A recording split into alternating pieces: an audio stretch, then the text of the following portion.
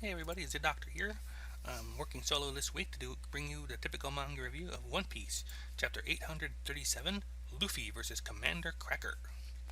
Our cover page continues the 500 million man arc with the red hair pirates at once, finally. Not Shanks himself though, our centerpiece there is Yasopp, who's presumably seen Usopp's wanted post there for, what was it there, 200 million? Um, I don't know recognize the other guys in this picture though, to be absolutely honest. They may have been background characters, but I don't recognize them from as named characters. I feel like I should recognize the guy right next to Yasopp with the long hair and sunglasses. Yeah,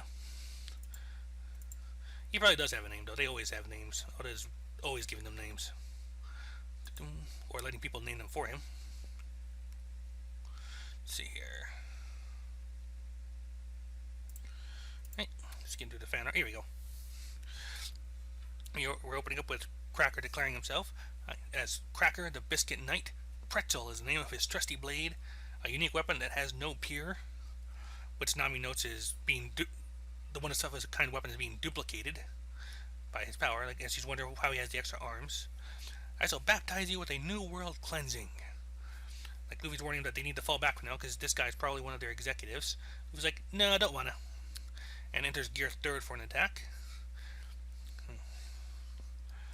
He uses the Gum Gum Elephant Gun, a Gear 3rd punch, which Cracker is able to deflect.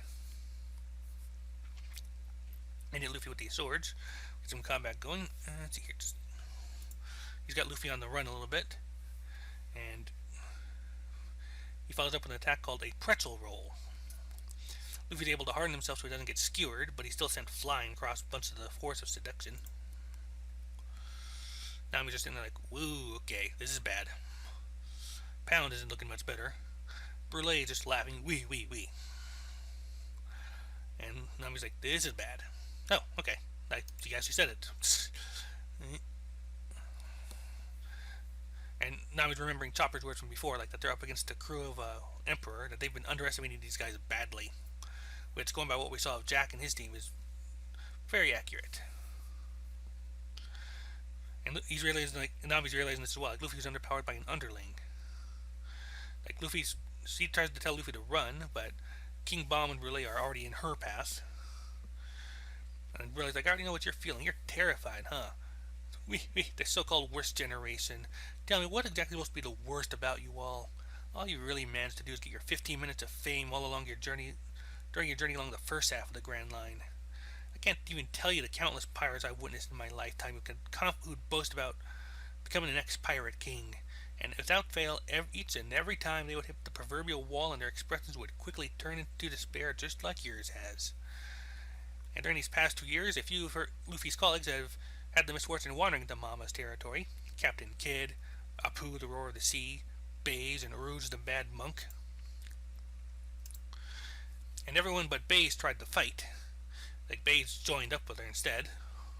Each and every last one of them were swiftly, quote-unquote, escorted from our territory without so much as even catching a glimpse of Big Mom herself. But the only one who put up any real fight was Rouge. He actually managed to succeed defeating one of their commanders. And in case you're wondering, until that little incident took place, we had 4 commanders instead of our current 3. But as far as that was as far as even he could go. All he accomplished was getting Big Mom so angry that he just sent Cracker to put him in his place. And that probably explains why we saw Rouge all banged up when Kaido first appeared. And while Brule is talking, she throws a mirror down to Nami's feet and starts to crawl out of it. Like the place you're standing at now, this is the place where all the dreams come to die in the new world. Going toe to toe with an emperor. Ha! Wishful thinking. Infiltrate the tea party, stop the wedding, getting your little friends back. That's preposterous. And she starts trying to pull Nami into the mirror with her. Also, that she can take her sweet and merry time, shredding her into pieces all on the other side. Nami calls for help from Pound, who actually does attack Brule and gets Nami free. Of course, now he's actually attacked one of them. It's like, okay, like she actually starts to call him stepfather and corrects herself. Like, you've really gone and done it now. No matter how you slice it, this is rebellion against Mama. There's no coming back from this. At which point Nami fries her with a thunderbolt tempo. and just sends her down. All of the trees and force of seduction guys can't are leaving him alone because Nami can't has the Vivre card. She does apologize to Pound for kind of dragging him into this, but it's like he's telling him like, no, nothing's really changed. She'd already given her subordinates a directive that they could kill him at her leisure, which just upsets him. At which point he confirms that indeed Nami is friends with Lola, and she's absolutely sure of it, which means that her mom is in fact Big Mom. The fact that everyone trembles at the sight of that card is Vivre card is proof, and she gives it a little kiss while promising to put it to very good use. Meanwhile, the fight with Luffy and Cracker is kicking in still. Um, like all the inanimate officers are trying to get the heck out of there, and Cracker's like, "You can run around all you want, but just do not ever give them an exit from the forest." Luffy's trying to use a Hawk Gatling, but Biscuit or Cracker manages to block it, and Luffy notes that this guy's hardening armament hockey is harder than anything else he's come across yet. Which does leave him kind of worn out and unable to really like keep going.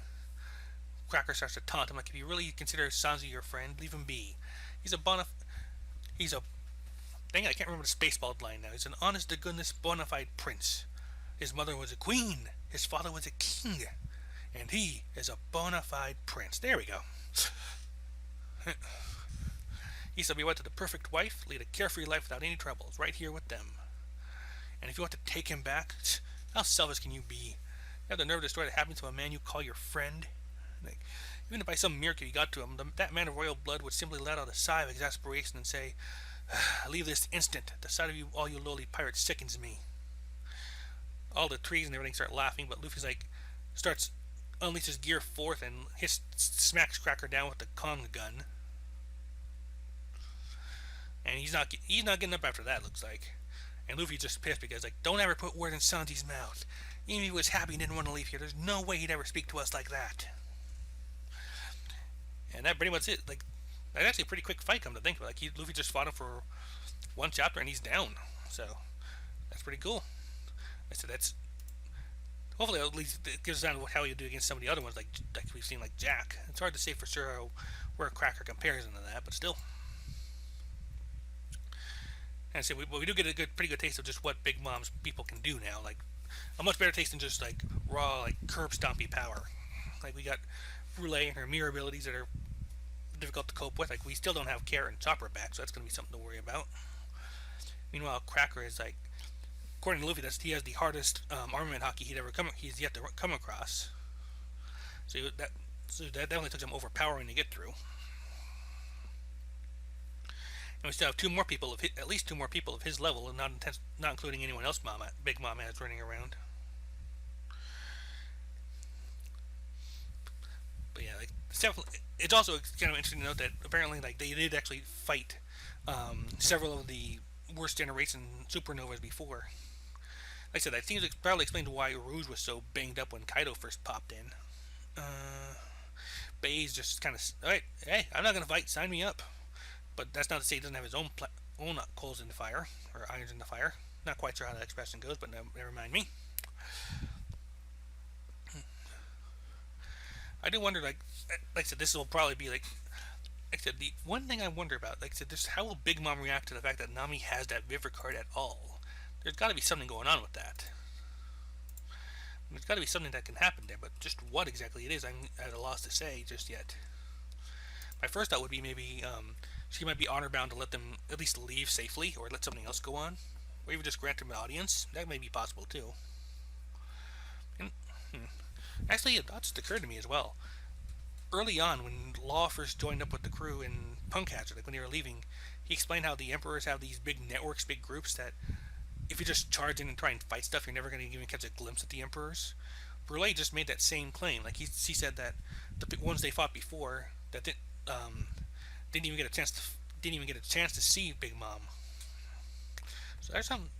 So I do like that little like continuity right there, a little bit of like keeping it fresh on there, because one thing I've always loved about One Piece is like when you get these kinds of comments about things, like even if they're like really hyperbole, they generally live up to the hype. That said, I kind of have, until recently, haven't really felt that same way about the New World. Like we got a few glimpses of like some crazy islands, but the actual stuff we've been to for any length of time is like Punk Hazard. You'd have like the Fire and Ice Island, but that was all. That wasn't because it's the New World. That's because of Aokiji and Akainu, or Sakazuki and Kuzan. I probably should say now. Dressrosa was like a normal place other than the toys, and again, that's from Doflamingo or Sugar to be exact. Zo was probably the first real island that really like felt like something out of the New World, and now we've got like an island of sweets all over the place. So we're starting to get there now. Maybe it's a matter of getting deeper in. But in any case, definitely have we got a good fight out of this. Like Nami won an encounter too, so that's important to take note of. Nami actually went up and defeated a member of Big Mom's crew, her daughter Brule. At the very least, I mean, assuming she doesn't get up, which is not impossible, but right now I think we're in pretty good shape here. In the meantime, though, that's gonna conclude it right there. That'll be my review here of One Piece chapter 837, Luffy versus Commander Cracker. And on behalf of Typical Manga Review, bye bye.